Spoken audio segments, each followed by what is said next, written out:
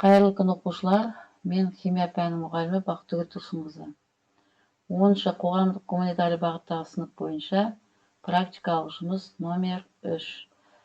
Кейбір аниондарға сапалық реакция тақырыбына экспериментті есептер шығару. По элементтер тарауы бойынша сіздер сульфат, карбонат, фосфат, хлорид, бромид және иодид иондарына сапалық реакция жүргізуді үйренетін боласыздар. Олай болатын болса, алдымен әдеттегідей тәжірибе барысымен танысып аламыз. Берілген кестені дәптерге сызып, және осы тәжірибе барысында бақылаған мәліметтеріңізді осы кестеге толтырасыздар. Тәжірибе барысындағы теңдеулерді қорытынды бөліміне молекулалық толықтай және қысқартылған иондық түрде жазып отырамыз. Олай болатын болса, тәжірибеге назар аударайық.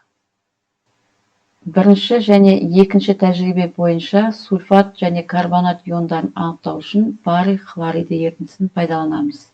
Екі сынауықта барий хлориді ерітіндісі құйылған. Оның біріншісіне натрий сульфаты ерітіндісін қосқан кезде барий сульфатының ақ тұнбасы түзілгенін байқап отырсыздар. Ал екіншісіне натрий карбонатын қосқан кезде барий карбонатының ақ тұнбасы түзіледі. Енді осы екі тұнбаға да тұз қышқылы ерітіндісін қосқан кезде тұнба ере ме, ерімей ме, осыған назар аударып қарап отырыңыздар.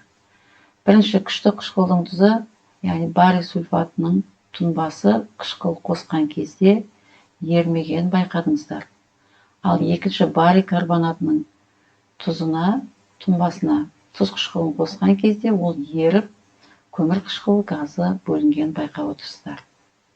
Міне оқушылар, осы алған мәліметтеріңіз бойынша толықтай қысқартылған және молекулалық теңдеулері берілген, осыны кестеге толтырып аламыз. Бұл бірінші, екінші тәжірибе бойынша.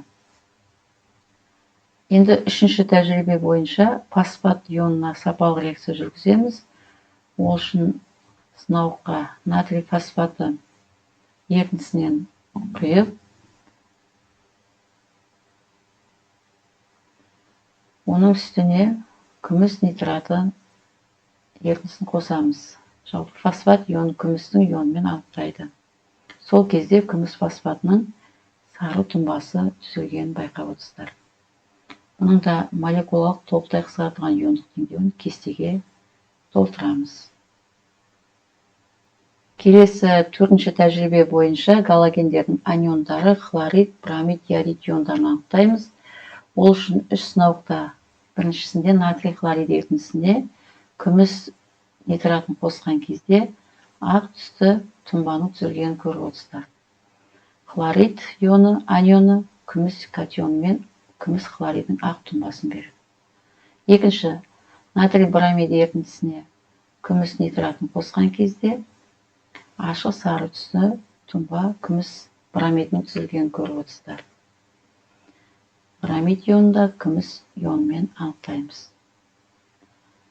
Келесі үшінші сынауықта натрий иодидінің ерітіндісі берілген. Иодид анионын да күміс ионымен катионмен анықтаймыз. Бұл кезде күміс иодидінің сарғыш сары тұнбасы түзілгенін көруге болады. Яғни галогендердің аниондарын күмістің катионмен анықтаймыз.